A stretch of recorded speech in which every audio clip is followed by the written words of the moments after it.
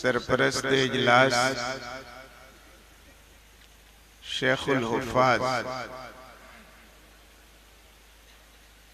हजरत हाफिज शमी मोहम्मद साहब क़िबला मोहतमिम दारुल उलूम अहले सुन्नत तबलीगुल इस्लाम गढ़वा, सदर इजलास हजरत मौलाना गुलाम नबी खान साहब जी तमज्जुह, नकीब महफिल मुहिब्बे गिरामी हजरत हाफिज व कारी तबीब अहमद साहब क़िबला तबीब गढ़वाई, स्टेज पे तशरीफ फरमा जुमला उलमाए अहले सुन्नत, शोराए अहले सुन्नत, काबिले एहतराम बुजुर्गों और दोस्तों, इफ़्फ़त माँ माओ और बहनों, अस्सलामु अलैकुम व रहमतुल्लाहि व बरकातुहू।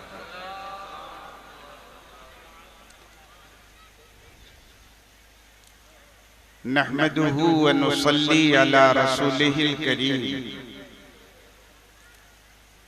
अम्मा बाद फ़अऊज़ु बिल्लाहि मिनश शैतानिर रजीम, बिस्मिल्लाहिर रहमानिर रहीम, कुंतुम खैरा उम्मतिन उखरिजत लिन्नास तअमुरूना बिल मारूफ व तनहौना अनिल मुनकर। सदक़ल्लाहुल अज़ीम व बल्लग़ रसूलुहुन नबियुल अमीनुल करीम व नहनु अला ज़ालिका लमिनश शाहिदीन व शाकिरीन वल्हम्दुलिल्लाहि रब्बिल आलमीन। आइए सबसे पहले हम और आप दोनों मिलकर इंतहाई एहतराम व अक़ीदत के साथ आक़ाए नामदार कौनैन के मालिक व मुख्तार जनाबे मोहम्मद रसूलुल्लाह सल्लल्लाहु अलैहि वसल्लम की बारगाह में दुरूद पाक का नजराना पेश करें। अल्लाहुम्मा सल्लि व सल्लिम व बारिक अला सय्यिदिना व मौलाना मुहम्मदिन मादिल वजूद वल करम व अला आलिहि व सहबिहि व बारिक व सल्लिम सलातन व सलामन अलैका या रसूल अल्लाह, सलातन व सलामन अलैका या हबीब अल्लाह। ज़मी फलक महू अख्तर हुसैन वाले हैं,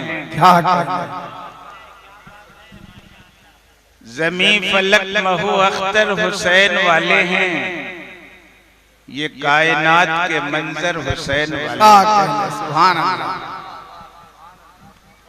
ये कायनात के मंजर हुसैन वाले हैं और यजीदियत से है इनकार बच्चे बच्चे को, यजीदियत से है इनकार बच्चे बच्चे को, हमारे असगर व अकबर हाय हाय हाय क्या कहने। सुभान अल्लाह सुभान अल्लाह। वाह हमारे असगर व अकबर हुसैन वाले हैं और कटा तो सकते हैं लेकिन झुका नहीं सकते। क्या कहने मिश्रा बोल रहा है। सुभान अल्लाह। कटा तो सकते हैं लेकिन झुका नहीं सकते, हमारे जिस्मों पे ये सर हुसैन वाले। नारे तकबीर, नारे रिसालत। और हवा से कह दो ओ आ जाए आंधियां लेकर,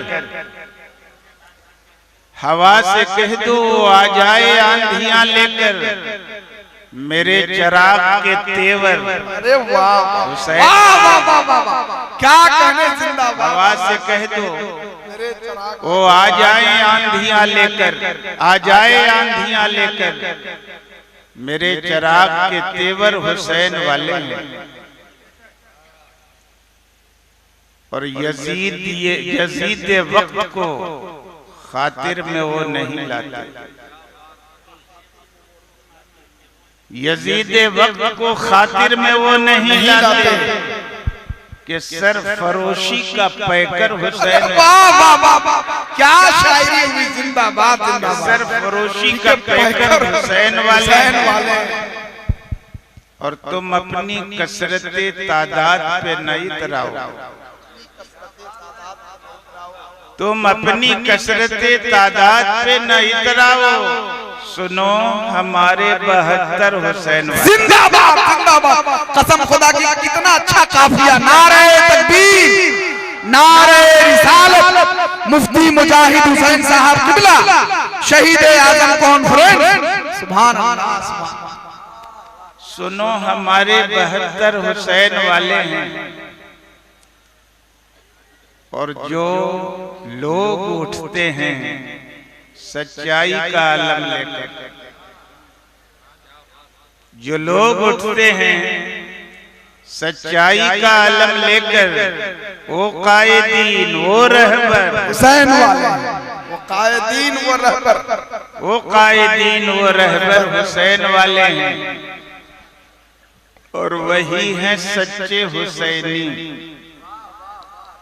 वही हैं सच्चे गुलाम, वही है सच्चे हुसैनी, वही है सच्चे गुलाम, वही हैं सच्चे हुसैनी, वही हैं सच्चे गुलाम, जो उनकी राह पर चलकर। अरे वाह, क्या कहने, जिंदाबाद, जो उनकी राह पे चलकर हुसैन वाले हैं। वही हैं सच्चे हुसैनी, वही हैं सच्चे गुलाम, जो उनकी राह पे चलकर हुसैन वाले। हमारे ढेर सारे अहबाब तशरीफ फरमा, जो बहुत सारी मुश्किल घड़ियों में हमारे दस्तों बाजू बनकर मंजरे आम पे आए।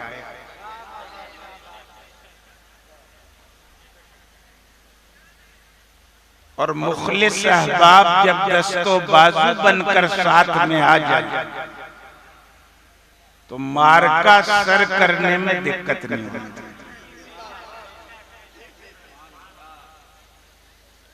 स्टेज पर हाफिज तबीब साहब हैं,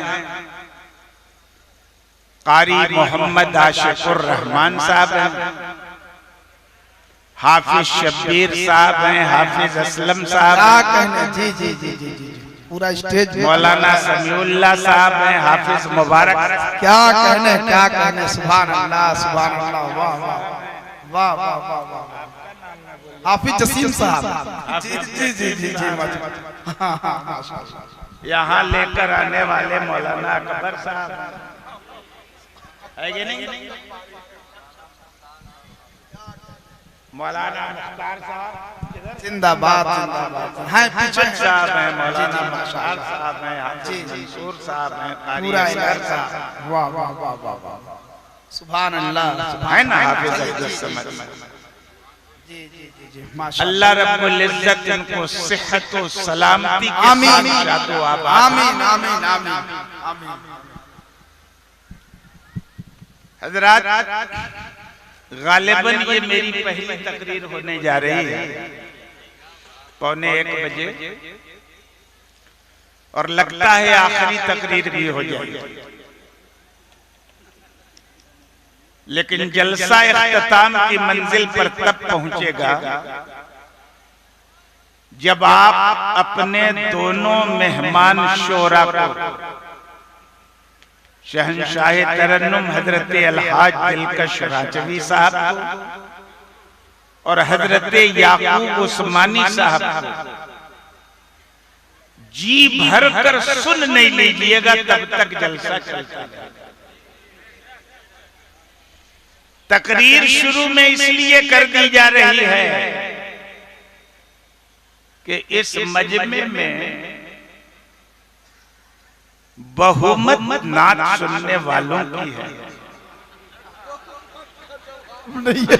तकरीर सुनने वाले मेरे ख्याल में अल्पमत में हों, और सुन के चले भी जाएंगे। और इत्तेफाक से मैं वैसी तकरीर भी नहीं करता, उछल कूद वाली, जोश जज्बे वाली। मैं तो वही तकरीर करूंगा जो हालात के एतबार से करना चाहिए।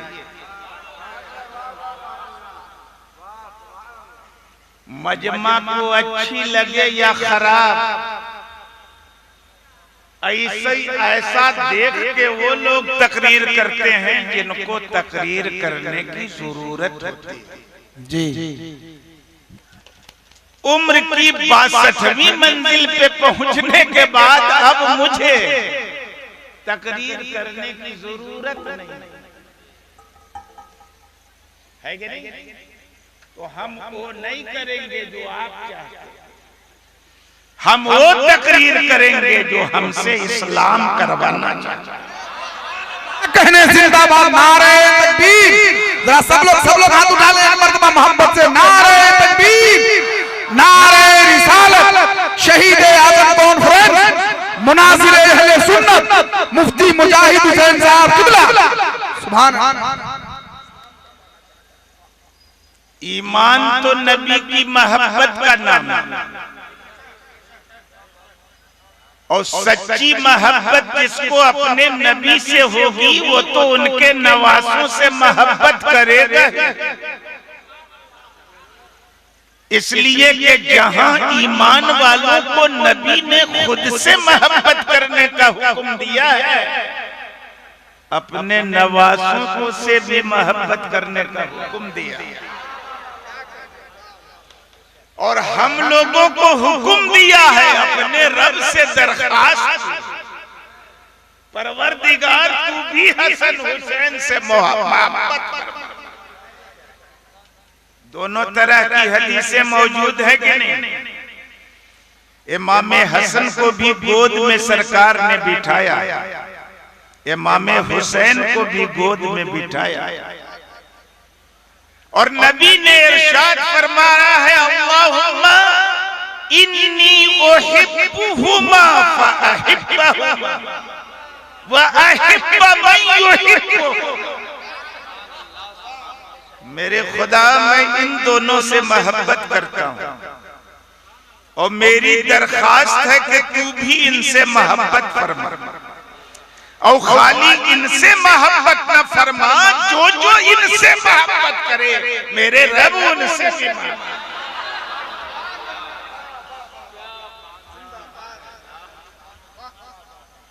तो नबी की मोहब्बत अगर ईमान की जान है तो उनके नवासों की मोहब्बत उस मोहब्बत की पहचान है। जिसके दिल में नबी की मोहब्बत नहीं, उसके दिल में ईमान की दौलत नहीं है कि नहीं है? और जिसके दिल में हुसैन की मोहब्बत नहीं, तो समझो कि नबी की मोहब्बत नहीं, और नबी की मोहब्बत नहीं तो ईमान की दौलत नहीं है कि नहीं? लेकिन एक बात याद रखिएगा कि हम लोगों की मोहब्बत में और औरों की मोहब्बत में बहुत अंतर है। एक मौके पे अल्लाह के रसूल ने हजरत अली को संबोधित करके कहा था, अली तुम्हारी मिसाल ईसा जैसी है। अली तुम्हारी मिसाल हजरत ईसा जैसी है। एक कौम तुम्हारी मोहब्बत में गुमराह होगी और एक कौम तुम्हारी अदावत में गुमराह होगी। क्या बिल्कुल हजरत ईसा की तरह कि एक कौम ने इतनी मोहब्बत की और मोहब्बत में इतना आगे बढ़ गए कि उनको खुदा का बेटा कह दिया। वो खुदा लम यलिद वलम यूलद जिसकी शान है, न उसकी औलाद है कोई, न वो खुद किसी की औलाद है। हजरत ईसा से ऐसी मोहब्बत की कि खुदा का बेटा बना, मोहब्बत में गुमराह। और एक कौम ने इतनी दुश्मनी की कि अपने हिसाब से सूली पे चढ़ा, अपने हिसाब से। वरना हमारा तो नजरिया कि उन्होंने अपने आदमी को सूली पे चढ़ाया, अल्लाह ने अपने नबी हजरत ईसा को आसमान पे उठाया। क्या कहते वमा कतलूहु वमा सलबूहु वलाकिन शुब्बिह लहुम। लोगों ने न हजरत ईसा का मर्डर किया, न उनको सूली पे चढ़ाया, अल्लाह ने उनको उठाया। क्या कहना है, सुभान अल्लाह, सुभान अल्लाह। उन जैसा लाकिन शुब्बिह लहुम, एक हजरत ईसा जैसी शक्ल वाला बना दिया अल्लाह ने। जो लेने गया था वही शक्ल, वो लेने गया था कि सूली पे इनको चढ़ा दे, बेचारा खुदे लटक गया है कि नहीं। मैं अर्ज करना चाहता हूँ, नबी ने हजरत अली को मुखातब करके कहा, अली तुम्हारी मिसाल हजरत ईसा जैसी, एक कौम तुम्हारी मोहब्बत में गुमराह होगी और एक कौम तुम्हारी अदावत में गुमराह है कि नहीं। तो नबी ने कहा है तो हुआ कि नहीं हुआ। एक कौम मोहब्बत में गुमराह हो गई और एक कौम अदावत में गुमराह हो गई। आप लोगों को आज हम थोड़ी सी पहचान कराते हैं, और पहचान कराना इसलिए जरूरी है कि अब आप लोग पूरे हिंदुस्तान में फैल चुके हैं।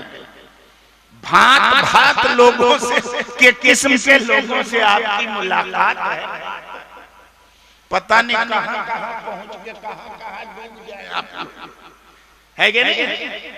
गुजरात में रह रहे बोहरों के गढ़ में,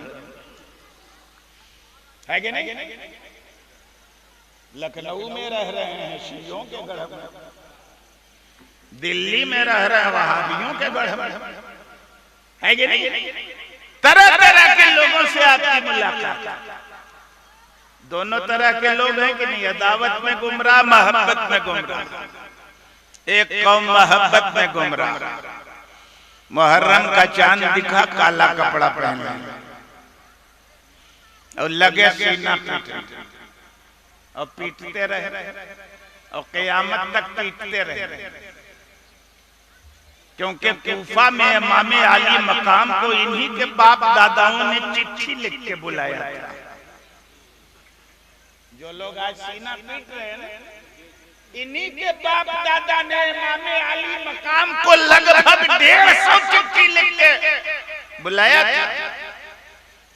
और जब उबैदुल्लाह इब्ने जियाद ने अपनी तलवार बेनियाम की तो सब डर के मारे उसी के साथ और बुला के खुद से ही कर दिया। तब तो उनको क़यामत तक पछताना, तो क़यामत तक पीट रहे, कहीं ब्लेड से काटते, कहीं जंजीरी मारते, तो कहीं आग पे चलते, है कि नहीं। वो तो पछताना उनको क़यामत तक।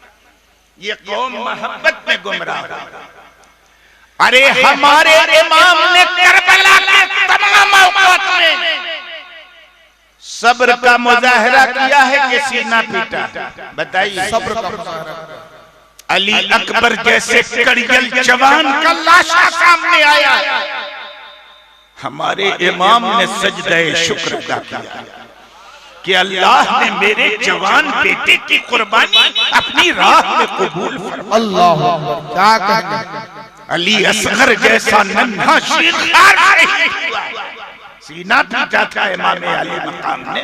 नहीं, अल्लाह का शुक्र अदा किया था कि जवान को जवान तेरी राह में मेरे खुदा मेरे शेरखार बच्चे ने कुर्बानी पेश की। क्या कहने, क्या कहने, क्या कहने, है कि नहीं। हर जगह सब्र का मुजाहरा किया, हर जगह शुक्र का मुजाहरा किया। तो हुसैन का सच्चा गुलाम वही है कि जब मुहर्रम का मौका आए और इमाम हुसैन के मसाइब याद आए तो सीना पीटने के बजाय अपने इमाम की तरह के गुलाम भी सब्र का मुजाहरा। क्या कहने, वाह, नारे तकबीर, नारे रिसालत, शहीद आजम कॉन्फ्रेंस मुफ्ती मुजाहिद हुसैन साहब किबला, सुभान अल्लाह, सुभान अल्लाह। साबिर थे कि नहीं हमारे इमाम? तो सीना पीटने वाला साबिर होता है, मातम करने वाला साबिर होता है। किसका मातम करते हो भाई? कुरान आप पर, कुरान पर ईमान है कि नहीं है? कुरान कहता है वला तक़ूलू लिमन युक़्तलू फी सबीलिल्लाहि अमवात, जो अल्लाह की राह में कत्ल किए जाएं तुम उनको मुर्दा मत कहो। ईमानदारी से बताना हमारे इमाम खुदा की राह में शहीद किए गए कि नहीं किए गए? और खुदा की राह में जब शहीद किए गए तो कुरान के फैसले के अनुसार वो मरे हैं कि अमर हो गए?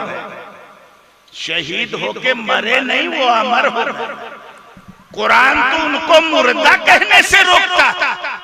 मातम किसका होता है मेरे भाई? मुर्दों का होता है कि जिंदों का होता है? मुर्दों का नहीं, मुर्दों का होता है मातम, जिंदों का नहीं होता। जब हमारे इमाम खुदा की राह में जान देते, क़यामत तक के लिए अमर हो गए हैं, जिंदगी जावेद उनको मिल गई है, तो फिर उनके नाम पे मातम करने वाले ये बुद्धू है कि अकलमंद है? मातम करे वो जो कायल है ममाते शुहदा के। हम जिंदाए जावेद का मातम नहीं करते। हमारा इमाम कल भी जिंदा था, आज भी जिंदा है। मातम मुर्दों का होता है, जिंदों का नहीं होता है कि नहीं? का एक कौम तुम्हारी मोहब्बत में गुमराह और एक कौम अदावत में गुमराह। एक कौम मोहब्बत में गुमराह, सीना पीट रही, काला कपड़ा पहने, कहीं ब्लेड से काट रही, कहीं जंजीर से अपने जिस्म को छुलनी कर रही, कहीं अंगारों पे चल रही। ये सब्र की बात है नहीं, ये बेसब्री की बात है, जज़ा फदा की बात। याद रखना, उन मोहब्बत में गुमराह लोगों की जमात को कहते हैं राफिजी। आप लोग समझो या न समझो, मगर उनका अकीदा क्या है? अकीदा मोहब्बत में गुमराह कि हजरत जिब्रील ने वही, हजरत अल्लाह ने हजरत जिब्रील को वही लेके अली के पास भेजा। ये अकीदा उनका भाई किताबों में लिखा है। अल्लाह ने कहाँ भेजा था? हजरत अली के पास भेजा था वही लेके। वो तो गलती हो गई उनसे कि मोहम्मद रसूलुल्लाह सल्लल्लाहु अलैहि वसल्लम के पास चले गए। याद रखना, अहले सुन्नत व जमात का अकीदा कि नबी भी मासूम होता है, फरिश्ता भी मासूम होता है। जी जी, नबी से भी गुनाह नहीं हो सकता, गलती नहीं हो सकती। फरिश्ते से भी गुनाह नहीं हो सकता, गलती। जी जी, है कि नहीं? अल्लाह भेजे वही लेके हजरत जिब्रील को अली के पास, गलती से रसूलुल्लाह के पास चले गए। माज़अल्लाह, क्या कहते हैं? ये मोहब्बत में गुमराह, ये मोहब्बत में गुमराही की बोली नहीं। फरिश्ते से चूक हो ही नहीं सकती। अल्लाह ने कतन हजरत जिब्रील को हजरत अली के पास नहीं, हमारे नबी के पास। जी सुभान अल्लाह, सुभान। है कि नहीं? मैं अर्ज करना चाहता हूं, ये मोहब्बत में गुमराह और दूसरी कौम अदावत में गुमराह। दूसरी कौम अदावत में गुमराह कि जिन लोगों ने मैदान करबला में हजरत अली के लाल इमाम हुसैन और उनके शहजादों का खून किया, खुले बंदों वो अपनी तकरीरों में यजीद को अमीरुल मोमिनीन कहते हैं। क्या जी जी सुभान अल्लाह। यजीद को खलीफतुल मुस्लिमीन कहते हैं, यजीद को रज़ियल्लाहु अन्हु कहते हैं। ये कितना बड़ा दुश्मन है हज़रत अली का कि उनके लालों के खून करने वाले को इतना मान सम्मान दे रहा है। क्या कहना। ये कौम अदावत में गुमराह, और जो कौम अदावत में गुमराह है ना उसी को कहते हैं वहाबी। जी वहाबी, राफजी वहाबी। तो पुराना नाम है इसका खारजी, नया नाम है वहाबी। जो कौम मोहब्बत में गुमराह उसको राफजी कहते हैं, और जो कौम अदावत में गुमराह उसको खारजी कहते हैं, और उसी का नया नाम वहाबी। आप पढ़िए, किताब पढ़िए, पता चल जाएगा कि यजीद को अमीरुल मोमिनीन कहने वाले कौन जमात में, यजीद को रज़ियल्लाहु अन्हु कहने वाले कौन जमात के हैं। इमाम अली मकाम से इतनी दुश्मनी करने वाले कि दुनिया मानती है कि इमाम करबला में दीन की हिफाजत के लिए गए थे। कौन बेईमान कहता है कि वो खिलाफत की लालच में गए थे? पता लगाओ। और क्या पता लगाओगे, अब तो हिंदुस्तान छोड़ के मलेशिया चला गया। आजकल यहाँ है, आप कहाँ पता लगाओ? मलेशिया चला गया, वहीं बना ही तड़ी पार। यहाँ आने की निकट भविष्य में कोई संभावना नहीं है। आएगा, पकड़ा जाएगा, है कि नहीं? इंटरनेशनल चैनल चलाने वाला पीस टीवी का डायरेक्टर इन चीफ जाकिर नायक जैसा इंटरनेशनल आदमी काहे तड़ी पार हो गया? इमाम हुसैन की अदावत और दुश्मनी की सजा मिली। जी जी जी। वो रसूल के चहीते हैं। जब तक हमारे इमाम के खिलाफ नहीं बोला था, पीस टीवी बड़े शान से चल रही थी। जहां इमाम हुसैन को छेड़ा कि पूरे हिंदुस्तान में उसको छोड़ दिया। मुसलमान तो मुसलमान, हुकूमत क्या कहने। वाह वाह वाह, नारे तकबीर। जरा मोहब्बत के साथ सभी लोग एक बार हाथों को लहरा ले। नारे रिसालत, शहीद आजम कॉन्फ्रेंस, मसलके आला हजरत, रज़ाए हुसैन नौजवान कमेटी, मुसलमानाने दतवनिया, उलमाए अहले सुन्नत, हजरत अलहाज हाफिज शमीम अहमद साहब किबला, नारे तकबीर, नारे रिसालत। तो नबी ने कहा था एक कौम मोहब्बत में गुमराह होगी, एक अदावत में गुमराह होगी। आप देखें, एक मोहब्बत में गुमराह, एक अदावत में गुमराह, और बीच में अल्हम्दुलिल्लाह हम सुन्नी लोग है कि नहीं? हम लोग तो नबी के खानदान से अदावत करना तो दरकिनार, उसकी कल्पना ख्वाब में भी नहीं कर सकते, है कि नहीं? हम सुन्नियों की ये शान है। और मोहब्बत करते हैं तो राफिजियों की तरह हद से आगे नहीं बढ़ते। जिस शरीयत की रक्षा और सुरक्षा के लिए हमारे इमाम ने अपनी और अपने खानदान की कुर्बानी पेश की, शरीयत की सीमाओं को लांघ कर कभी भी इमाम अली मकाम की याद नहीं मनाई।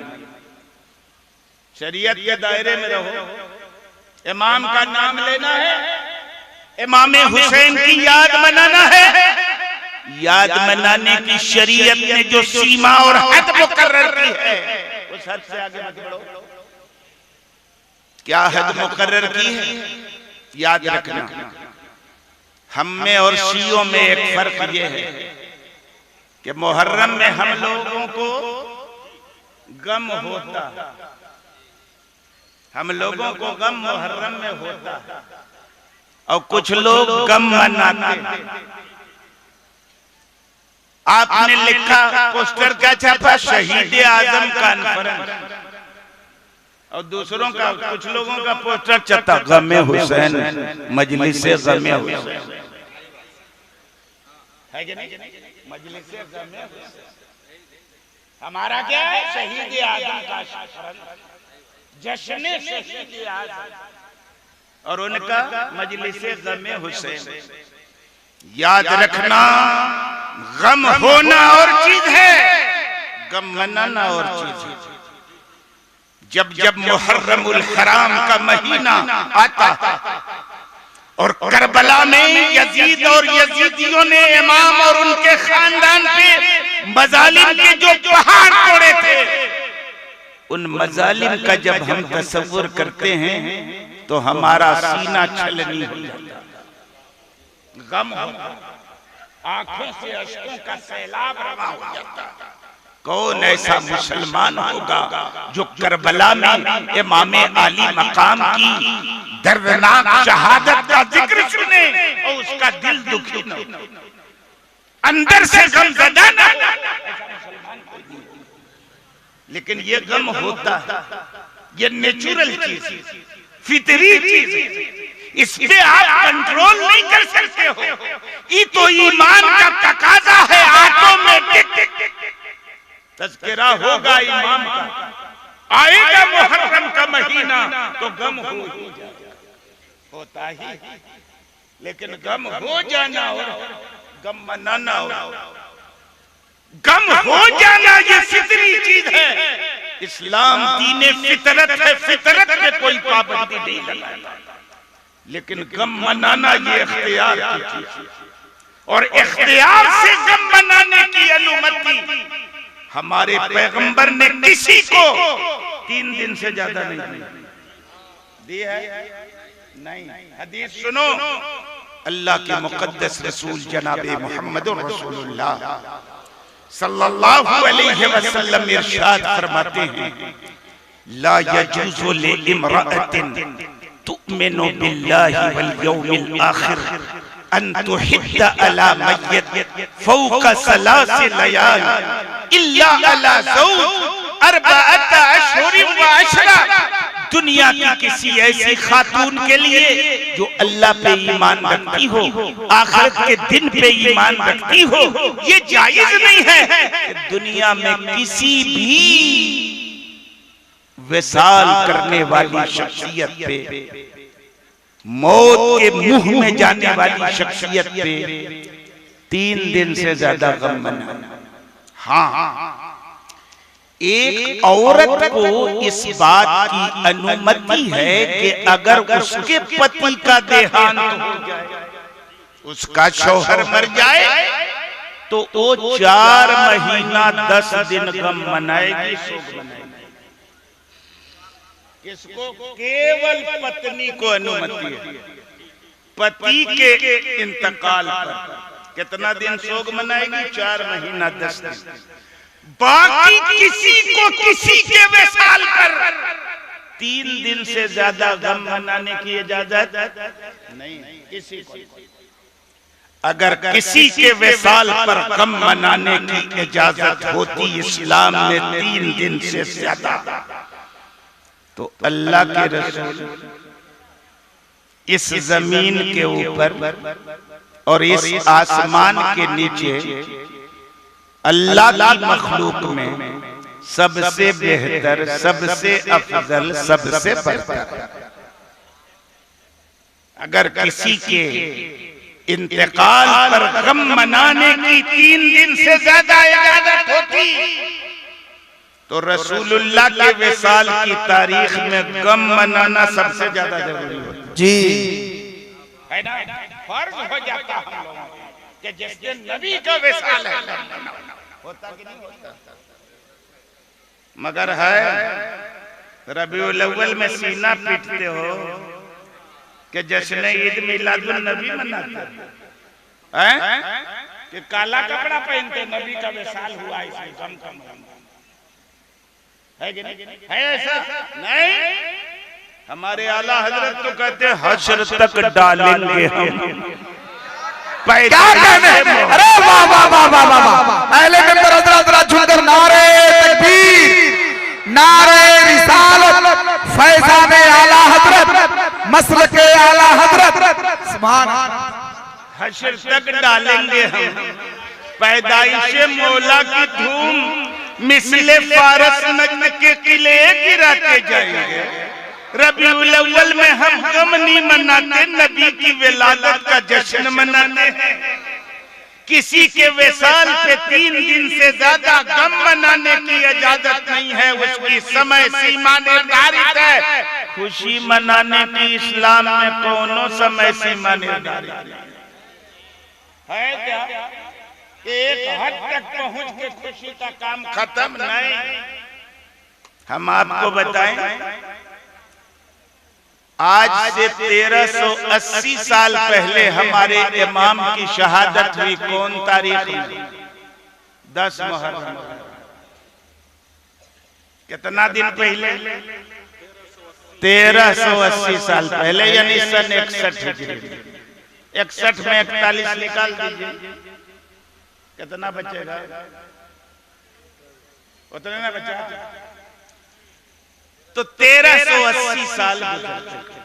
सैयदना इमाम अली मकाम की शहादत को 1380 साल और कितने दिन की इजाजत है?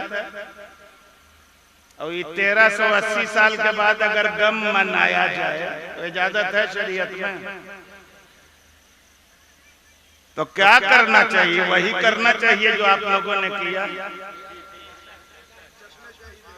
जश्न शहीद आज़म, शहीद आज़म, शहीद आज़म कॉन्फ्रेंस काहे के लिए जश्न बनाया? इमाम अली मकाम का खुतबा पढ़ने के लिए, उनकी अजमतों की पताका फहराने के लिए, उनकी शौकतों का परचम बुलंद करने के लिए। मैं भी इसीलिए आया हूँ, हजरत दिलकश रांचवी भी इसीलिए आए हैं, हजरत याकूब उस्मानी भी इसीलिए आए हैं, उनकी अजमतों का परचम बुलंद करने। ऐसे याद मनाओ कितने प्यासों को पानी पिलाया मुहर्रमुल हराम में इमाम हुसैन के नाम पे। पिलाया किसी को? अरे आप पिलाते हैं, सबील तो लगाते। ये तो वहाबियों के यहाँ नाजायज है, हमारे यहाँ तो सवाब का काम है। इमाम अली मकाम के नाम पे सबील लगाना, प्यासों को शरबत पिलाना, ये तो सुन्नियों का शिवा है कि नहीं है? कितने हॉस्पिटल में गए मरीजों को फल फ्रूट देने, दवा का इंतजाम करने इमाम के नाम पे। डीजे तो 50,000 में कर लेते हो, है कि नहीं? यही सब बाजा गाजा के खिलाफ हमारे इमाम ने शहादत दी। यजीद की बैत हम नहीं करेंगे, ये बाजा गाजा का शौकीन है, शराब पीता है, जुआ खेलता, गाने बजाने का शौक, ये सब मिटाने के लिए इमाम ने शहादत पेश की। और आप 50,000 दीजिए, ये है कोनो आलिम कह सकता है? इतने उलमा बैठे हैं, क्या ये इमाम अली मकाम की याद मनाने का सही तरीका है? हमारे इमाम इससे खुश होंगे? अरे इन्हीं सब खुराफात के विरुद्ध तो इमाम ने जंग की थी यजीद से। अब वही खुराफात करके आप इमाम की याद मनाओगे तो इमाम खुश होंगे? प्यासों को पानी पिलाओ तब इमाम खुश होंगे, उनके नाम का खाना खिलाओ तब इमाम खुश होंगे, समाज से बुराइयों को मिटाने का तहैया करो तब इमाम खुश होंगे, शराब से, समाज से शराब जुए का खात्मा करो तब इमाम खुश होंगे, शराब समाज से हराम खोरी हरामकारी का खात्मा करने का भरसक प्रयास करो तब इमाम खुश होंगे, है कि नहीं? मैं अर्ज करना चाहूंगा कि इमाम अली मकाम ने इतनी बड़ी कुर्बानी काहे पेश की थी? सारी तकरीरें होती हैं, मगर शायद आपको मालूम नहीं कि आखिर बुनियाद क्या है। काहे इनकार किया इमाम अली मकाम ने यजीद को खलीफा माना? काहे इनकार? शायद आपको पूरी तफसील अब तक नहीं मालूम। क्योंकि वो अमूमन जो तकरीरें होती हैं, हम भी तो इसी लाइन में इसी ग्रुप के आदमी हैं, है ना। ज्यादातर तकरीरें यही होती हैं, ऐसे मारा, ऐसे काटा, गाजर की तरह, मूली की तरह, ऐसे वैसे, ये वो, यही होती है। बोलिए, यही सब होती है। क्या थी बुनियाद करबला की जंग की? क्यों इमाम आली मकाम ने इनकार किया यजीद से, यजीद के हाथों पर बैअत करने से? क्यों इनकार किया? याद रखिएगा, करबला की जंग हुई क्यों थी? दो बात की बुनियाद। यजीद बोला बैअत करिए, है कि नहीं? हर कीमत बैअत करिए। बैअत करने का मतलब समझते हैं आप लोग? पीरी मुरीदी वाले नहीं। बैअत करिए, बैअत का मतलब उस वक्त ये था, खिलाफत के लिए बैअत का मतलब सपोर्ट करना, अपना समर्थन देना, अपनी हिमायत का ऐलान करना। बैअत करने का मतलब मैंने आपका सपोर्ट किया, आपको वोट दिया, आपकी खिलाफत और हुकूमत का समर्थन किया, आपकी हिमायत की। ये था बैअत। इमाम आली मकाम ने कहा कि मैं समर्थन नहीं करूंगा तुम्हारा, मैं तुम्हारी खिलाफत की हिमायत नहीं करूंगा, मैं तुम्हारा सपोर्ट नहीं करूंगा। वो चाहता था हर कीमत पर इमाम मेरी बैअत कर ले, मेरा सपोर्ट कर दे। इमाम कहते थे किसी कीमत पर मैं तुम्हारा सपोर्ट नहीं कर सकता। काहे? वजह क्या है? इस वजह को समझने के लिए इस्लामी खिलाफत की जो हिस्ट्री और इतिहास संक्षिप्त में इख्तिसार के साथ हम कहिए तो बयान कर दें, नहीं तो नात शरीफ सुनिए, नाते सुनिए, है नहीं, मनकबत सुनिए, है कि नहीं। मैं बयान कर दूं इख्तिसार के साथ कि इस्लामी खिलाफत की शुरुआत कैसे हुई, मुसलमानों ने हर दौर में खलीफा किस तरह की शख्सियत को चुना और किस आधार पर चुना, योग्यता क्या होनी चाहिए खिलाफत की, खलीफा चुनने की, है कि नहीं? ये समझना चाहिए आपको। मैं अर्ज करना चाहूंगा, तफसील में नहीं जाना चाहता, बहुत टाइम लगेगा, लेकिन आप संजीदगी से सुनिएगा मेरी बातों को। हमारे और आपके पैगंबर जनाब मोहम्मद रसूलुल्लाह सल्लल्लाहु अलैहि वसल्लम जब आज से तकरीबन 1400 साल पेशतर मक्का मुकर्रमा की पाक और पवित्र धरती पर तशरीफ लाए, तो पूरे संसार का क्या हाल, पूरी दुनिया की क्या हालत, और खुद अरब का कितना बिगड़ा हुआ माहौल था। हम उस तफसील में नहीं जाएंगे। हमारे पैगंबर ने 23 साल की मुख्तसर मुद्दत में अपनी हिदायत और रहनुमाई का ऐसा फरीज़ा अंजाम दिया कि जो डाकू थे वो रहबर बन गए। क्या वाह वाह। जो दूसरों की जान लेना जानते थे वो दूसरों की जान के रक्षक बन गए। जी जी जी। जो दूसरों की बहू बेटियों की इज्जत और आबरू पे डाका डालने का काम करते थे, वो पूरे सोसाइटी की इज्जत और आबरू की हिफाजत करते थे। क्या वाह वाह वाह। काया पलट दी मेरे नबी ने 23 साल की मुख्तसर सी मुद्दत में, और 23 साल के बाद हमारे पैगंबर इस हाल में इस दुनिया से तशरीफ ले गए कि पूरे मानव जात और इंसानी बिरादरी को जिंदगी के हर मोड़ पर कामयाबी के साथ जीने का सलीका सिखा दिया। तब गए हमारे पैगंबर इस दुनिया से। हमारे पैगंबर के जाने के बाद अब पैगंबर का लाया हुआ निजाम आगे कैसे बढ़ेगा, उनका दीन ये कैसे आगे बढ़ेगा, इस सिलसिले में मुसलमानों ने बाहमी मशवरे से किसको चुना खलीफा, किसको चुना? सैयदना सिद्दीक़ अकबर रज़ियल्लाहु ताला अन्हु। सुभान अल्लाह सुभान अल्लाह। कौन है हमारे पैगंबर के पहले जानशीन? सैयदना सिद्दीक़ अकबर। किसका है पहला नंबर? सैयदना सिद्दीक़ अकबर का है पहला नंबर। और कव्वाली का सुनते हैं आप लोग, दमादम मस्त कलंदर अली का पहला। यही और हमारा अकीदा है कि अली का पहला नंबर नहीं है, खिलाफत में सिद्दीक़ अकबर का पहला नंबर जी। तो बंद करो ये कव्वाली, दमादम मस्त कलंदर अली का पहला नंबर। समझता नहीं है कव्वाली है कि नहीं? अरे झूमता है भाई अपना सुन्नी, दमादम मस्त कलंदर अली का पहला नंबर। अरे पहला नंबर कैसे? ये शियों का नजरिया, अहले सुन्नत व जमात का नजरिया। अहले सुन्नत व जमात का नजरिया है कि अली का नहीं, सिद्दीक़ अकबर का पहला नंबर। तो किसको चुना? सिद्दीक़ अकबर को। तो सिद्दीक़ अकबर पैगंबर के खानदान के थे। अब तो कौनो पीर हो गया ना, बेटा नथुआ बुध हुआ हो, खलीफा वही बन।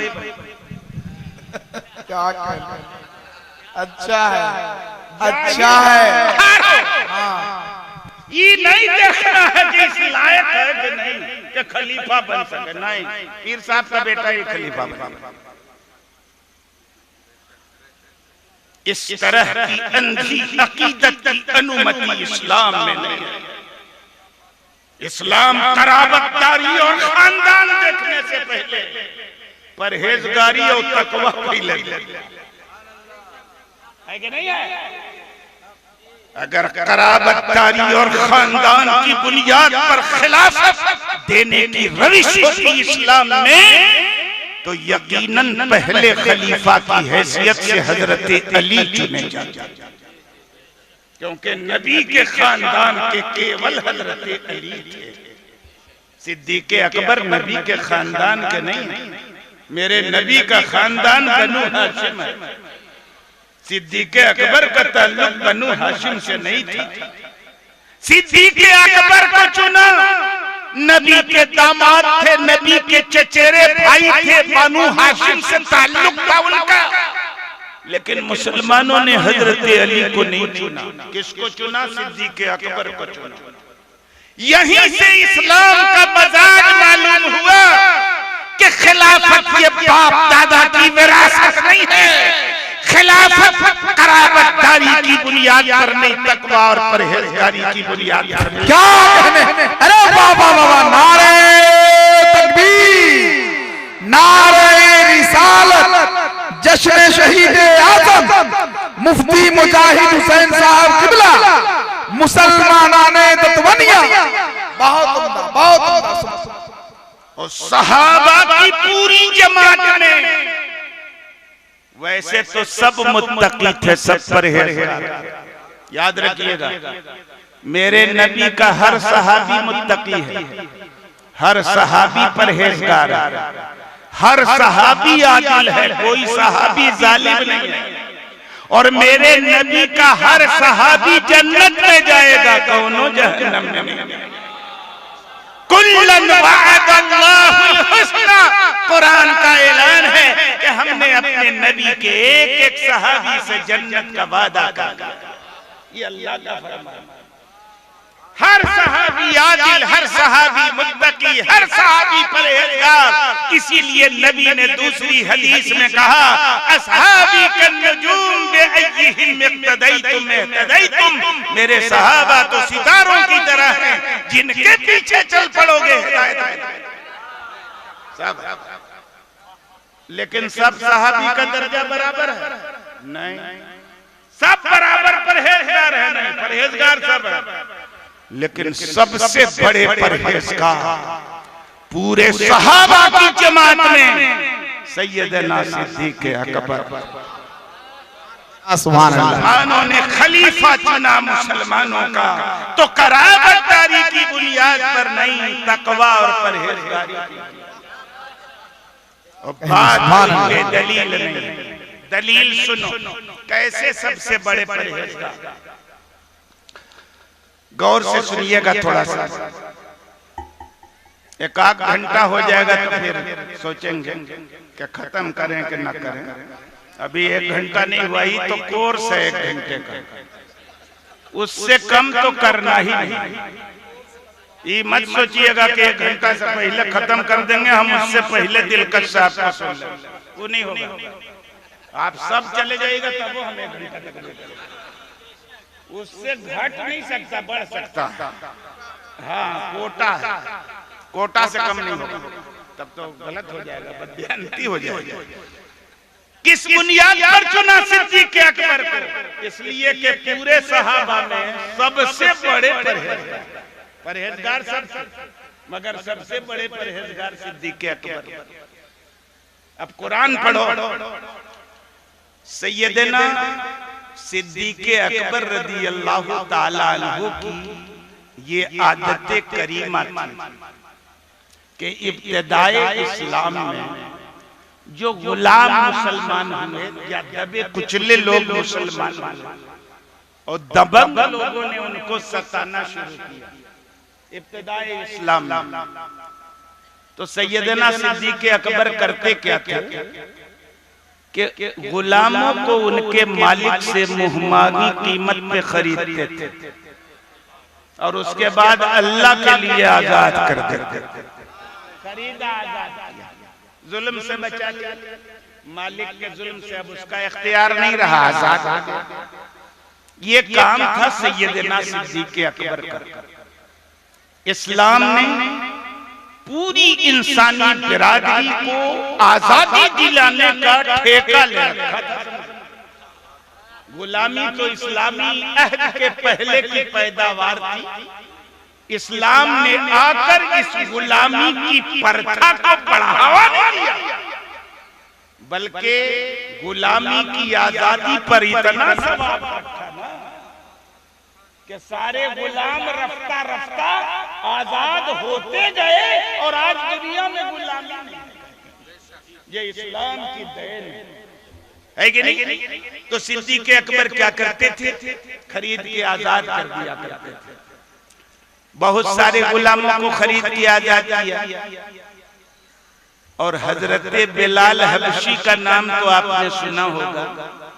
इनका मालिक तो बड़ा कमीना था, वो मैया इब्न खल्फ, बड़ा कमीना आदमी थी।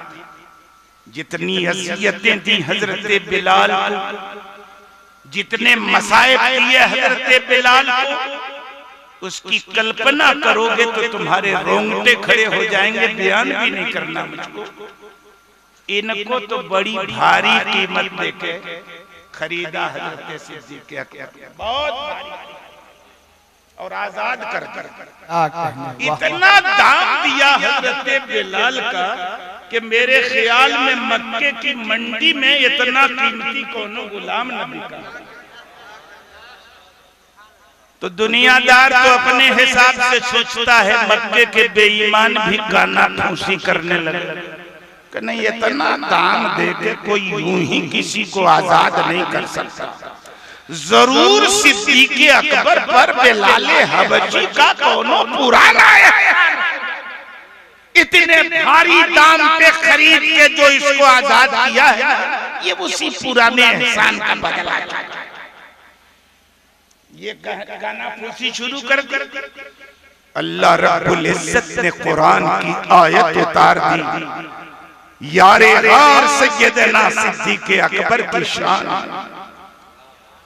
30वां पारा पढ़ो, अल्लाह फरमाता है वसयुजन्नबुहुल अतक़ल्लज़ी यु'ती मालहु यतज़क्का वमा लिअहदिन इंदहु मिन निअमतिन तुजज़ा इल्ला इब्तिग़ाअ वजहि रब्बिहिल आला वलसौफ़ यर्ज़ा।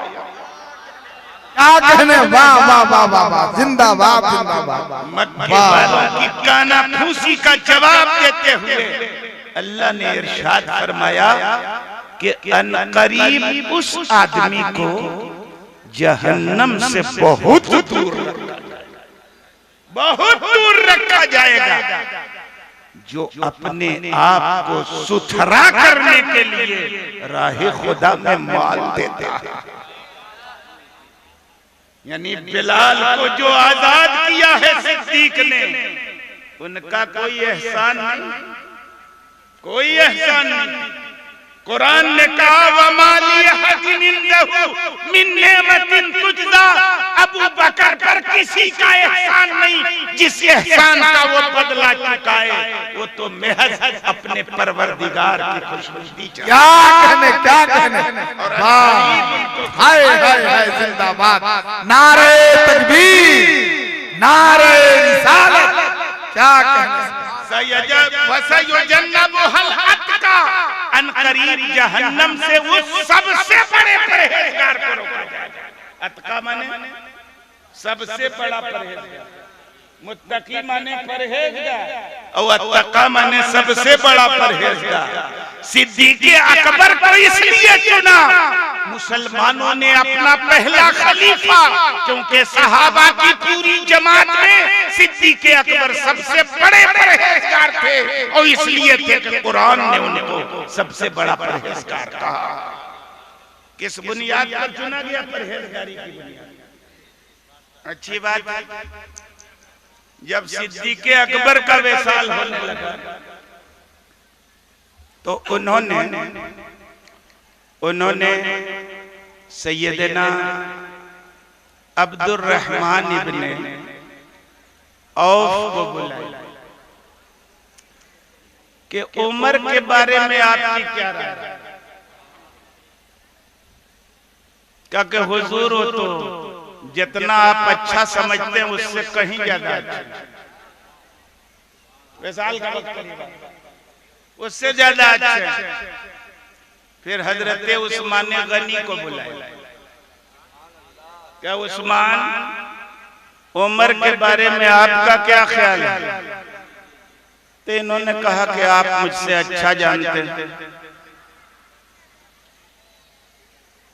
तो सिद्दीक़ अकबर ने कहा कि कुछ तो बताइए, मैं तो जानता हूं, आप कुछ बताइए।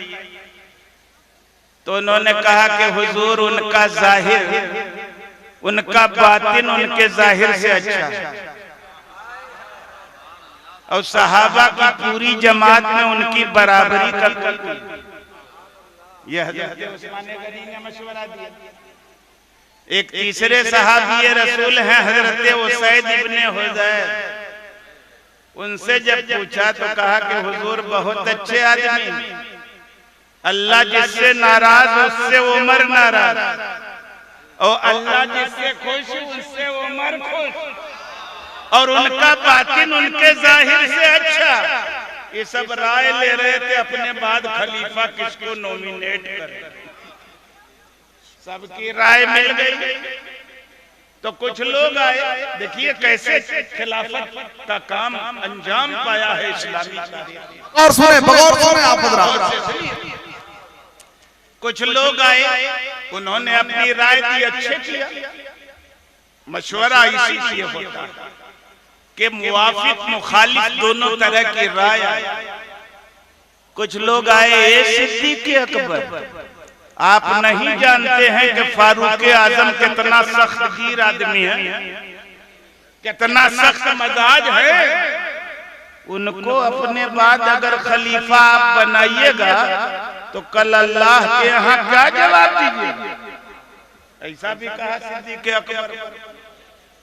तो सिद्दीक़ अकबर ने इरशाद फरमाया कि तुमने तो मुझको एकदम डरा दिया, सही में डरा दिया एकदम। लेकिन सुनो, मैं अल्लाह रब्बुल इज्जत की बारगाह में ये अर्ज करूंगा, ए मेरे खुदा, मैंने तेरे बंदों पे उस आदमी को अपना खलीफा बनाया जो सब में सबसे बेहतर। हाय हाय हाय, जिंदाबाद जिंदाबाद। हाय, इस बुनियाद पे फारूक आजम बेटा थे सिद्दीक़ अकबर के, बेटा तो मोहम्मद इब्ने अबू बकर थे, अब्दुर्रहमान इब्ने अबू बकर थे। ऐसे ही चलता जैसे आजकल चल रहा है कि बाप मरेगा तो बेटे खलीफा बनेगा। सलाहियत नहीं देखनी है, कराबत देखनी है कि नहीं? बाज मुरीद मारेगा भी कहीं तकरीर करिएगा है ना, कुछ पीर का मुरीद मारने लगेगा, है कि नहीं? तो हर जगह मत करिएगा। मैं आज करना चाहता, आज कल ये चल रहा मगर सिद्दीक़ अकबर ने, अब्दुर्रहमान इब्ने अबू बकर मामूली आदमी थे, मोहम्मद इब्ने अबू बकर मामूली आदमी थे, सिद्दीक़ अकबर के शहजादे थे, सूझबूझ वाले थे, मुत्तकी थे, परहेजगार थे, बनाया अपने बेटे को खलीफा नहीं। किसको बनाया? सैयदना फारूक आजम को। उनके खानदान के थे नहीं, उनका अलग खानदान था, इनका अलग खानदान था, चुन लिया फारूक आजम को। और आगे बढ़िए, ये खिलाफत की जंग है करबला वाली। खाली ढोल बजा के समझते हैं कि हम इमाम हुसैन की याद का हक मना लिया। अरे हिस्ट्री समझो, इतिहास समझो करबला का। क्यों करबला की जंग हुई? हमारे इमाम ने काहे इनकार किया यजीद की बैअत से? हिस्ट्री समझो इस्लाम की। फारूक आजम को चुन लिया गया। मैं तफसील में नहीं जाना चाहता, मैंने एक दो वाकया बयान करें तो बहुत लंबा हो जाएगा। फारूक आजम पर हमला किया गया, शहादत की मौत मिली है फारूक आजम को। जब हमला किया गया तो फारूक आजम के ताल्लुक से लोगों ने देखा कि अब ये जांबर नहीं हो सकेंगे, बिस्तर से उठ नहीं सकेंगे, इनका विशाल हो जाएगा। तो लोगों ने कहा कि हुजूर कोई खलीफा चुन दिया जाए, तीसरा चुन दिया जाए। तो सैयदना फारूक आजम रदी अल्लाह ताला अन्हु के शहजादे हजरत अब्दुल्ला इब्ने उमर, बड़े मुत्तकी, बड़े परहेजगार, नबी की एक एक सुन्नत को खोज खोज के उसके अमल करने वाले सैयदना अब्दुल्ला इब्ने उमर ऐसे आशिक अल्लाह के रसूल के कि मस्जिद नबवी के जिस मेंबर पे सरकार बैठते थे ना, वहां जाके काहे भाई यहाँ सरकार बैठे तो चूमते थे सैयदना अब्दुल्ला इब्ने उमर, है कि नहीं? और बहुत सारे वाकयात हैं उनके। बड़े मुत्तकी परहेजगार। फारूक आजम चाहते तो आज की तरह अपने बेटे को खलीफा बना, है कि नहीं? और इतना रोक दबदबा था कि कोई इनकार नहीं करता, है कि नहीं?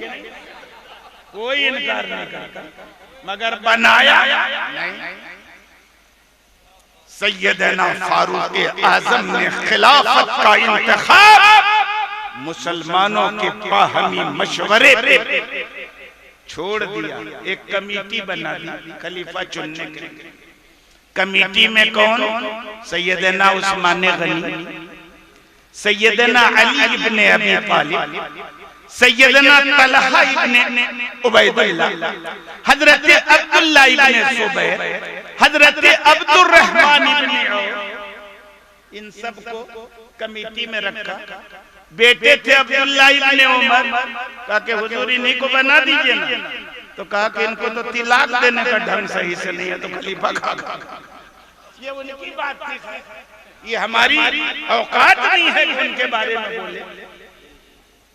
सहाबा कुछ गलती भी करते हैं ना, तो हम लोगों की हिदायत हो जाती है। अब बात बता ही दे आपको, भाई वाकया है, सुन लीजिए। क्या कहा कि उनको तिलाक देने नहीं आता तो खलीफा का है कि नहीं? यानी मुसलमानों का कायद वो बने जो शरीयत का जानकार भी हो, अमल पहरा भी, है कि नहीं? लेकिन जाहिर है उससे पहले कोई मसला नहीं पेश आया था। इस तरह का कोई मसला नहीं था। आज ना किताब छपी है मसले की, उस जमाने में तो नहीं था। बीवी पीरियड में थी, नापाकी की हालत में तलाक दे दिया। बात बिगड़ी, तलाक दे दिया। आप लोगों की तरह 3 नहीं, 1 तलाक दिया अपनी बीवी। नबी को जब इसकी इत्तला मिली डांटा, क्योंकि उस हालत में तलाक देना नाजायज है। मोदी जी को मत बताइएगा, मना उस पर भी बैन लगा देंगे, है कि नहीं है? तो उस हालत में भी तलाक दोगे तो नहीं पड़ेगी, क्योंकि एक मजलिस में 3 तलाक तो कहा कुछ नहीं होगा। काहे भाई बिदअत हो, तलाक विधि है, अवैध है। तो एमसी की हालत में भी तलाक देना भी इस्लाम में अवैध है। इल्लीगल है, नाजायज है। अगर दे दोगे तो रजत करना वाजिब है कि नहीं? मसला है ना। दे दिया था, पैगंबर ने हुक्म दिया रजत करने का। तो फारूक आजम का ये जुमला भी तारीख में मिलता है कि जिसको तलाक देने का ढंग नहीं हो उसको खलीफा करेगा। ये इंसाफ था सैयदना फारूक आजम कि मुसलमानों की भलाई के लिए वो करावत नहीं देखते थे। मुसलमानों की खैर खाही का जज्बा इतना हावी होता था कि जिसके अंदर सलाहियत है खलीफा। कमेटी बना दी, अब्दुल्ला इब्ने उमर को भी उसमें रखा। कहा कि लेकिन ये कैंडिडेट नहीं होंगे, मशवरा में शामिल रहेंगे, कैंडिडेट नहीं है। खिलाफत से कोनो सरोकार नहीं, ये खिलाफत के दौड़ में शामिल नहीं रहेंगे। आज की जबान में वो खिलाफत की दौड़ में नहीं रहेंगे, लेकिन कमेटी में रहेंगे। ऐसे इंतखाब हुआ किसका? सैयदना उस्मान गनी का। तो फारूक आजम के रिश्तेदार थे वो? नहीं, उनका खानदान अलग, इनका खानदान अलग। यहाँ भी इंतखाब किस बुनियाद पर हुआ? तकवा और परहेजगारी की बुनियाद। और उसके बाद जब सैयदना उस्मान गनी की शहादत हुई, मौला अली को किसने चुना खलीफा? मुसलमानों ने, है कि नहीं? किस बुनियाद पर? कि इन तीनों के बाद सबसे बड़े मुत्तकी, सबसे बड़े परहेजगार, सबसे ज्यादा इल्म वाले सहाबा की पूरी जमात में मौलाए कायनात हजरत अली, उनको चुन लिया गया। हजरत अली का विसाल। अरे ठीक है, ठीक है, ओ बैठने दीजिए। ए भैया वॉलंटियर साहब, परेशान ना हो, जहां से बैठे माइक है, हर जगह से लोग सुन रहे हैं ना, डिस्टर्ब मत। किसको चुना? हजरत अली रज़ियल्लाहु ताला अन्हु। हजरत अली की शहादत हुई तो वो बदल गया था। कौन सा? राजधानी बदल गई थी, दारुल हुकूमत मदीना शरीफ से कूफा मुंतकिल। 40,000 लोगों ने सैयदना इमाम हसन के हाथ पे बैत कर ली। सैयदना इमाम हसन के हाथ पे बैत कर ली। क्यों? मौलाए कायनात का बेटा होने की वजह से नहीं, इसलिए कि सहाबा की पूरी जमात में मौला अली के बाद रसूल का नवासा बड़ा अगर कोई था तो इमाम हसन, उनको चुना। लेकिन 6 महीने के बाद जब देखा उन्होंने कि ये 40,000 का मेरा लश्कर है और उधर शाम के हाकिम अमीर मुआविया का लश्कर, वो उनको खलीफा बनाना चाहते हैं, ये इनको खलीफा बनाना चाहते हैं। हर दौर में लड़ाने वालों की एक छोटी सी टोली रहती है जो बेलती रहती है, कैसे लड़े मुसलमान, ये टोली रहती है। उस दौर में भी टोली थी। हजरत इमाम हसन को अमीर मुआविया से लड़ाने वालों की टोली, लड़ाने का बहुत प्रयास किया लोगों ने, मगर सैयदना इमाम हसन वो शहजादे कि अल्लाह के रसूल ने उनके बारी में पेशीन गोई की, इन्ना इब्नी हाज़ा सय्यद लअल्लाहु युस्लिहु बिही बैन फ़िअतैन मिनल मुस्लिमीन। ये मेरा बेटा सैयद है, सैयद। अनकरीब अल्लाह हमारे इस बेटे के तवस्सुत से मुसलमानों की 2 बड़ी जमात के बीच सुलह लड़ाई नहीं। ये मेरा बेटा सैयद। जब देखा कि ये लड़ाई के रहेगी टोली, तो इमाम हसन ने बड़ी दियानतदारी और मुसलमानों की भलाई के लिए खिलाफत का काम अमीर मुआविया को सौंप दिया। लड़ाने वाले देखते रहे, अब क्या करें, कोई बस नहीं है कि नहीं है। इन लोगों ने बनाया ही इसलिए था कि अभी 38 साल के शहजादे हैं। कितनी उम्र थी जब खलीफा बने थे इमाम हसन? केवल 38 साल की उम्र थी। तो सोचे कि बच्चे हैं, इनको जैसे कहेंगे वैसे चलेंगे, हम लोगों का काम बनता रहेगा लड़ाने भिड़ाने का। मगर वो ये नहीं जानते थे कि हजरत अली के शहजादे, अली के शहजादे हैं। और अली का घर वो घर है क्या है जिसका हर बच्चा जहां पैदा हुआ शेरे खुदा माना। 38 साल के थे शेरे खुदा के तदब्बर वाले, इल्म वाले, पुख्ता अकल वाले थे। समझा कि ये टोली जो है छोटी सी हमको अमीर मुआविया से लड़वाएगी, मुसलमानों का खून बहेगा, आपसी खुरेजी होगी। मुसलमानों के बीच खुरेजी को रोकने के लिए, मुसलमानों को आपस में लड़ने से रोकने के लिए इमाम हसन ने इतनी बड़ी कुर्बानी दी, जिनके साथ 40,000 फौज थी इमाम हसन के साथ, मगर कुर्सी हवाले कर दी।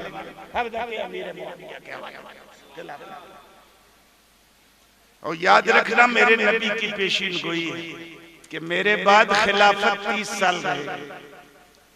अल खिलाफत व बादी सलासूना सना व बादहा मुल्क व इमाम।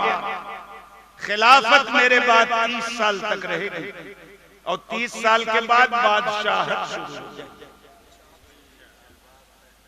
हजरत इमाम हसन की जो 6 माह खिलाफत है ना, यहीं पर 30 साल पूरा हो जाता है और वहीं से बादशाहत शुरू हो जाती। जो खलीफा होते थे ना, वो दुनिया त्याग देते थे। 24 घंटे का सारा समय मुसलमानों की फलाह बहबूद, उनकी खैर खाही, इस्लामी हुकूमत के दायरे को बढ़ाने में सर्फ करते थे। ये काम होता था खलीफा लोगों का काम होता। मैं अर्ज करना चाहूंगा, जब हुकूमत आई तब क्या होता। आजकल जो हो रहा, मंत्री जी की गाड़ी सबसे लंबी होगी, उनकी बिल्डिंग सबसे ऊंची होगी, उनका पहनावा सबसे अच्छा होगा, है कि नहीं? ये सब हुकूमत की अलामत, ये सारा तामझाम। जब खिलाफत के बाद हुकूमत शुरू हुई ना, तो ये तामझाम भी शुरू हो। मैं अर्ज करना चाहता हूं, हजरत अमीर मुआविया सहाबी रसूल, उनके बारे में गुस्ताखी का एक लफ्ज भी मत बोलना। वो सहाबी रसूल, सहाबा को बुरा भला कहने से मेरे नबी ने रोका। कहा ला तसुब्बू असहाबी, मेरे सहाबा को बुरा भला मत कहना। हिस्ट्री पढ़ के, इतिहास का अध्ययन करके, तारीख का मुताला करके, इधर उधर की रिवायतें पढ़ के किसी की सहाबी की शान में गुस्ताखी मत करना। सहाबा सब के सब आदिल हैं, मुत्तकी और परहेजगार हैं। सहाबा की जमात वो जमात है अल्लाह ने जिनको अपने महबूब की हमनशीनी के लिए सेलेक्ट किया। अगर कोई सहाबा पे कीचड़ उछालता है तो उन पे नहीं उछालता, अल्लाह के सिलेक्शन पे कीचड़ उछालता, उनको चुना।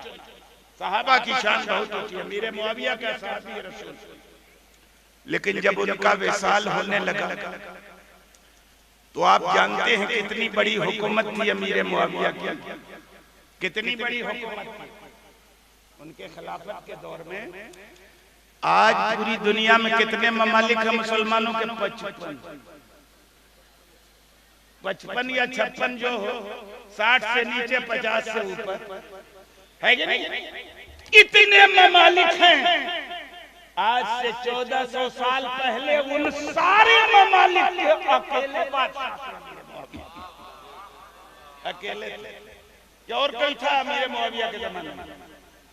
इस्लामी तारीख के वो इतने बड़े सियासी रहनुमा हैं कि उनके 20 साल दौरे हुकूमत में कहीं किसी ने न उनके खिलाफ मुजाहरा किया, न कोई शोरिश हुई, न उनसे किसी ने बगावत करने की हिम्मत और जुर्रत की।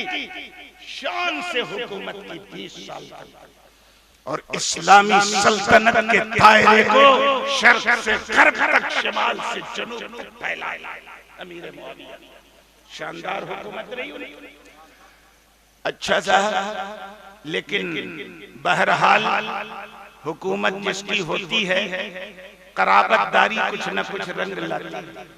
हुकूमत में जितने की पोस्ट, जितने कलीदी होते थे, सब बनु उमैया के हाथ में। पूरे मुल्क में पूरी हुकूमत किनके हाथ में?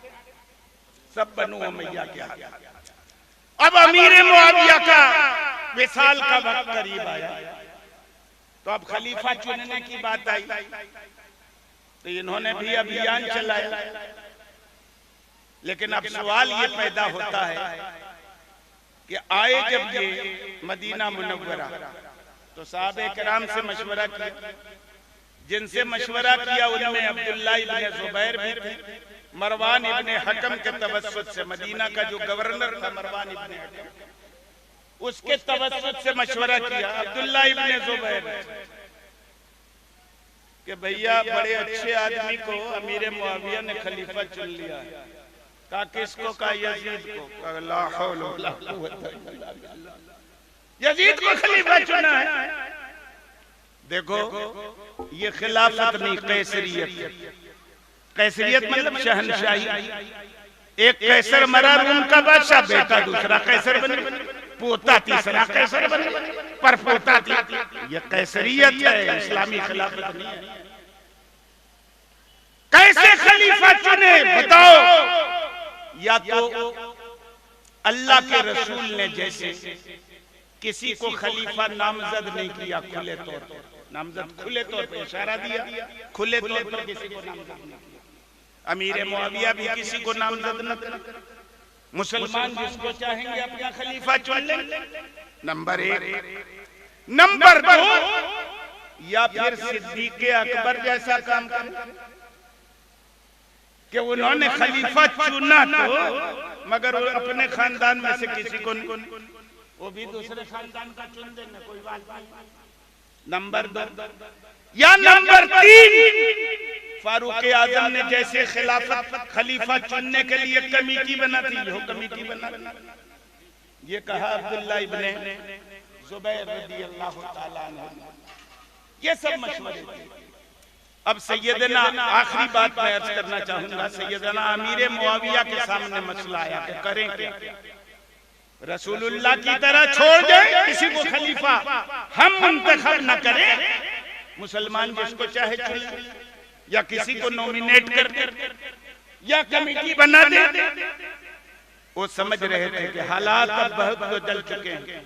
सरकार को पर्दा फरमाए हुए 30 साल का अरसा गुजर चुका है। कितना? 30 साल का अरसा गुजर चुका है। और नबी के पर्दा फरमाने के बाद हालात दिन ब दिन खराब होते जा रहे हैं या अच्छे हो? खराब होते गए। नबी के जमाने से हमारा जमाना जितना दूर होता चला जाएगा, हालात उतने खराब है कि नहीं? 30 साल का अरसा गुजर चुका था और 20 साल का इनका, 30-20 50 है कि नहीं?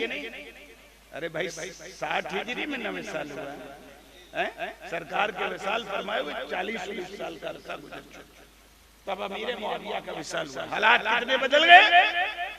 अमीर मुआविया मुसलमानों के कैसे खैर खां। उन्होंने अगर सोचा कि अगर मैं रसूलुल्लाह की तरह रूह ही छोड़ के चला जाऊं तो मुसलमान सिद्दीक़ अकबर की तरह एक को नहीं चुन पाएंगे, नहीं चुन पाएंगे। एक नहीं, एक दर्जन खिलाफत के उम्मीदवार खड़े हो जाएंगे और कोई बैठना नहीं चाहेगा उस इलेक्शन में। सब खड़े, और सब खड़े रहेंगे तो लड़े रहेंगे, है कि नहीं? मुसलमानों में फितना और फसाद, तो वैसे ही छोड़ने का दौर नहीं है जैसे रसूलुल्लाह ने मुसलमानों को छोड़ दिया।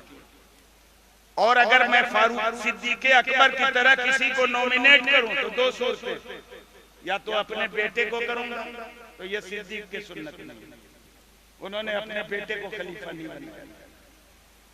किसको चुनूंगा? अपने खानदान के किसी को नहीं, बल्कि किसको चुनूंगा? बनु हाशिम, यानी रसूलुल्लाह का जो खानदान, उस खानदान के किसी फर्द को चुनूंगा। तो अगर उनको चुन दूंगा ना, तो हमारी कौम के जितने बड़े बड़े हुक्मरान हैं, हुकूमत के बड़े बड़े ओहदों पे हैं, की पोस्ट है उनके पास, कलीदी ओहदा है, असदियत है, और बड़े बड़े ओहदों पर ये फायद है, ये किसी कीमत पर बनु हाशिम के किसी फर्द को कबूल नहीं करेगा। खुरेजी होगी मुसलमानों की भी। इन सब को सामने रखते हुए मुसलमानों के हक में अमीर मुआविया ने सबसे बेहतर यही समझा कि यजीद को हम खलीफा बना दें, अभी अगर कुछ बिगाड़ भी है तो जिम्मेदारी आएगी तो सुधर जाएगी, है कि नहीं? हर बाप यही सोचता है कि नहीं बेटे के बारे में, बेटा बिगड़ने लगता कि बियाह कर दो, बीवी आ जाएगी ना कुछ जिम्मेदारी पड़ेगी सर पे तो सुधर जाएगा। होता है ना, होता है, होता है बात। ठीक है यजीद के बारे में कुछ गड़बड़ सड़बड़ था, ठीक नहीं है, लाउबाली है, मगर इस तवक्को के साथ कि जब खिलाफत की जिम्मेदारी सौंपी जाएगी खलीफा के मनसब से कुर्सी पे बैठेगा, ये सुधार पैदा हो जाएगा। इस और मुसलमानों में खून खराबा नहीं होगी। इस खैर खाही की बुनियाद पर अमीर मुआविया ने यजीद पलीद को मुंतखब, मगर सहाबा राजी थे? नहीं राजी। उस दौर में कौन साहब रसूल थे बड़े बड़े? हजरत इमाम हुसैन थे, हजरत अब्दुल्लाह इब्ने जुबैर थे, हजरत अब्दुर्रहमान इब्ने अबू बकर है कि नहीं? ये बड़े बड़े सहाबा किराम मौजूद थे। तो सहाबा के मुकाबले में ताबी की क्या हैसियत है यजीद जी? इनको खलीफा होना चाहिए था, सहाबा ने इनकार किया। अमीर मुआविया ने मुसलमानों की खैरखाही के लिए, क्योंकि हम उंगली नहीं उठा सकते किसी साथी के खैरखाही के लिए उसको चुन दिया, लेकिन उसके हाल तो ठीक नहीं थे। अब मैं तफसील में नहीं जाना चाहता, सिर्फ ये बताना चाहूंगा, याद रखना मुसलमानों की पूरी जमात में यजीद के ताल्लुक से अगर इख्तिलाफ है तो इस मामले में कि उसको काफिर कहेगा न कहें। इख्तिलाफ किस चीज में? काफिर कहें कि न कहें। हम इमाम आजम को मानने वाले हैं, हमारे इमाम आजम का मसला क्या, चुप रहेंगे, न काफिर कहेंगे न मुसलमान कहेंगे, तवक्कुफ करें, यही मसला। तो इसी पे चलना चाहिए, मगर अगर कोई कहेगा तो रोकेंगे, तब भी चुप रहेंगे।